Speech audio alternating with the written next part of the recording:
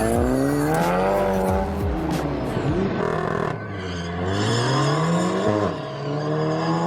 up guys, we are back with another video here. Got some suspension mods to do. Already got the car jacked up here. We are doing the Tyrolsport Deadset subframe kit. The reason I'm doing that is because when I went and got my alignment after the coilovers, my camber was off on both sides. Like they're not even though they're evenly set on the camber plates. I got 2.5 on one side and like 1.5 on the other. So that means that my subframe is shifted. So this kit will center it and lock it and keep it from ever moving again. And then tomorrow we'll go and get another alignment done. This kit it's a little expensive. It's like $270. I got it used for $120. I got it parting out his car, so got it for a steal there. You're replacing 8 bolts. You're adding some washers and then new brackets. It's all pretty simple. I'll link the PDF down below. I'll go through and show you guys. It's just super simple. It's really easy shit. Even easier if you have a friend that has a lift or something like that. So we'll get to it. First things first, if you have headlight level sensors, you're gonna start with those, and then you're gonna take off the bolts for your exhaust bracket that connect to the subframe here, and then your front 2 dog bone bolts, the ones that are actually like on the transmission itself.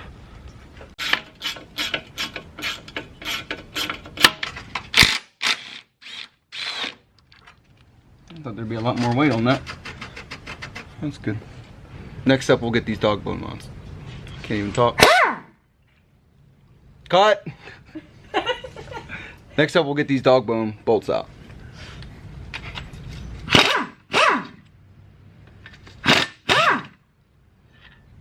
Power. Next up, we're taking out those 2 and this one. Same thing on the other side here. Those 2 and this one. And then we say hi to James. And then up through this control arm, there's that bolt right there. And the same thing on the other side. So it'll be 8 bolts and 2 brackets. Now you got to have the subframe being supported while you do this. And you just replace it with all the new things with the locking colors. So I'll show you guys how all that works. And then they highly recommend putting NICs on everything. So grab some of that while you're in there.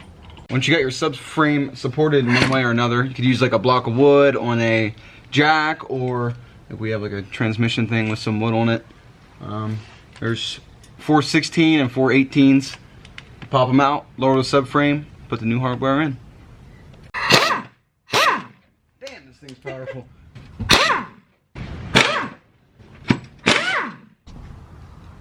Alright guys, subframe is slightly lower. You can see right there where the bolt's supposed to go in. We're going to put one of these gold locking colors in there and be up in there as well. You can see that nice fresh spot. The same thing on the other side, and with up here as well. So basically everywhere where the subframe or the mounting brackets mount, you're putting in one of these gold locking guys, and that's what's going to keep everything locked in place. Alright, this is how stuff's going to go in. 2 of your longer bolts are going to get the smaller ones. Okay? These will go in and sit up against the actual frame of the vehicle like it sits right now. This will be on the frame, this will be on the subframe. And by that I mean, where you see the blue, it'll go like this. Thick boy down. Alright, so the ones with the locking colors, there's the ones that go up front through the control arm, and you'll put your back ones in. Alright, so you're saving the little bolts for last. So it says to put them all in little by little in a cross pattern. So left, back, front, you know, whatever, like an X. And then once you get the subframe pretty close and tight, you'll put your back 4 in, and then you'll torque them all down. You'll torque the big bolts first, and then the little bolts. Got some in my eye. Alright, word of advice here. You want to keep the subframe as level as possible. We kind of had the jack over to the passenger side a little bit more. So when we were trying to go back up to get the subframe up, it kept catching on the collars, and you want to go in an X pattern like I said. So like getting the front ones up a little bit and in the back, and then starting to do your X, like it was getting caught on the collars because it wasn't jacking from the center. So it was jacking over here, and it was kind of doing this thing, and it was causing this bolt over here to go kind of sideways. So a little bit of ingenuity, we got her done. Getting everything torqued now, and put all the other stuff back in. It's a really simple job. I know I say that about everything, but it really is easy. Definitely helps if you have a friend. Definitely helps if you're on a lift. That's all I really got. We're about to try and drop a motor into this Passat here. So if you want to see some 3.6 liter VR6 stuff, stay tuned. I'll just throw in some extra footage here. Yeah, and go for a test drive after this, see how it feels. All the reviews say that it really tightens up the steering and all this stuff. I really wanted it just so my camera would be evened out, but now my toe's gonna be out of whack. Like I said, I'm getting alignment tomorrow, so shouldn't be too big of a deal. The big bolts for the subframe are 70 Newton meters, the small ones are 50, and then your dog bone stuff is 55. Don't forget that.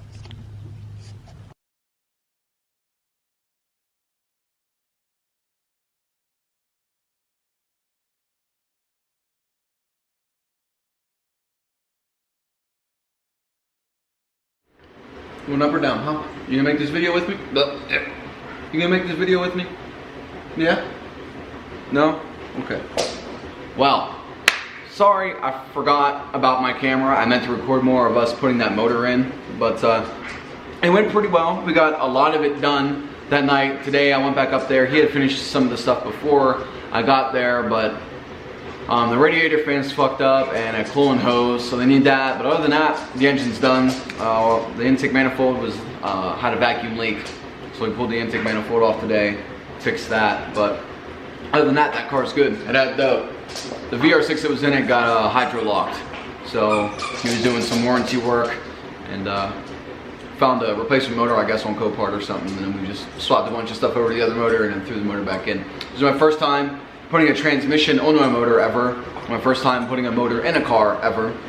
And he knows how much I love the VR6 motor, so he called me up and asked me if I wanted to lend a hand working on it, and I was very happily to have been asked. So shout out to James for hooking it up with some knowledge, and he in return let me put the car on the lift so we could do that subframe stuff real quick.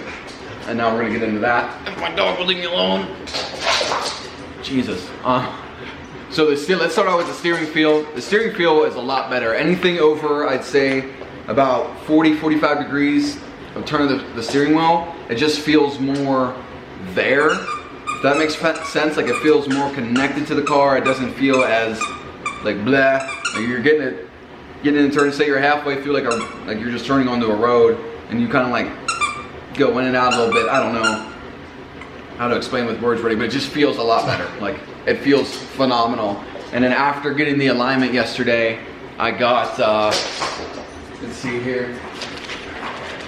This is my old alignment specs. This was after I got coilovers, but before the Deadset kit. You can see my camber was off about a whole degree. And then back here, that doesn't have anything to do with it, but that's how it was before. And now, so I told them, I said 0 toe front and rear, as much camber as you can get in the rear, which I only thought you could get like 2 degrees. Apparently you can get like 2.5 in the rear. Stock, had no idea. Well, stock components. I just have coilovers back there really, and like some bushings, but yeah. So the front pretty much evened itself out perfectly. 203, 202. You can see the rears here, you got them both to practically 2.5, and got the toe out. The car feels great. We don't have many turns where I live in this town, so everything's like, it's just, we live in a flat desert area, it's junk, but there is a few places where I can take like kind of a sweeper that's a little bit sharp, and when I did this morning, I like kind of got on it in second gear and let off before the turn, and in the turn the whole time it was, the tires were making noise, and that was barely pushing. That was maybe like 35 miles an hour or something. And then I did that same turn again earlier when I was coming back from James' shop. And actually gave her a little bit of juice in the corner. That felt great. It doesn't really slide. Like when you're on the throttle, the Haldex is putting more power to the rear, so you're not going to have any oversteer really. But what I want in autocross is to be able to let off the throttle, aim the car, and then hit the throttle and go, and not have an issue with grip unless I don't want the grip.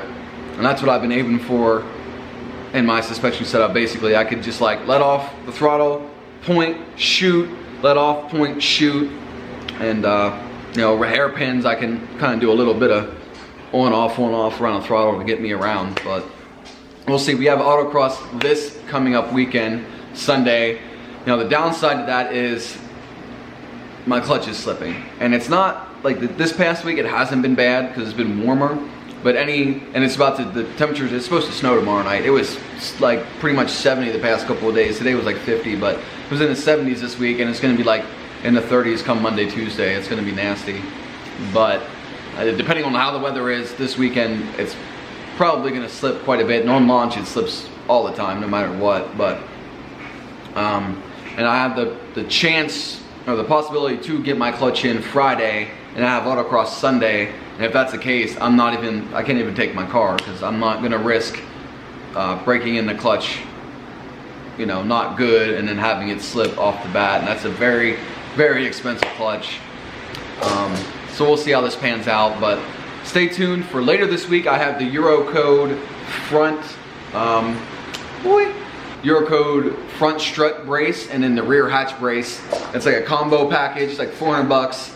Which those together are still cheaper than the, not Eurosport, what are they called? The Unibrace. As much as I do want the Eurobrace, I've always wanted the Eurobrace, but the price of that, I can't justify when I can buy that plus another piece from another company. I was actually suggested by one of you guys, another subscriber, to get the Eurocode rear brace if I wanted some oversteer, because you sent me a video of like right after he installed it, he was in the canyons, and I don't know if he had lifted off or what, I don't remember now, it's been like a month or so, but you can see his car, like, it just like skirted across the lanes. It was pretty intense, and I was sold. Like, if my car's gonna do that, I want it. Like, I can control that kind of thing. With my sticky tires, probably wouldn't be as bad, but I'm definitely looking forward to it. So, yeah, you guys any questions, comments, concerns, comment down below. If you're new here, please subscribe. You wanna say goodbye? Like I said, thanks for watching, and we'll catch you guys on the flip flop.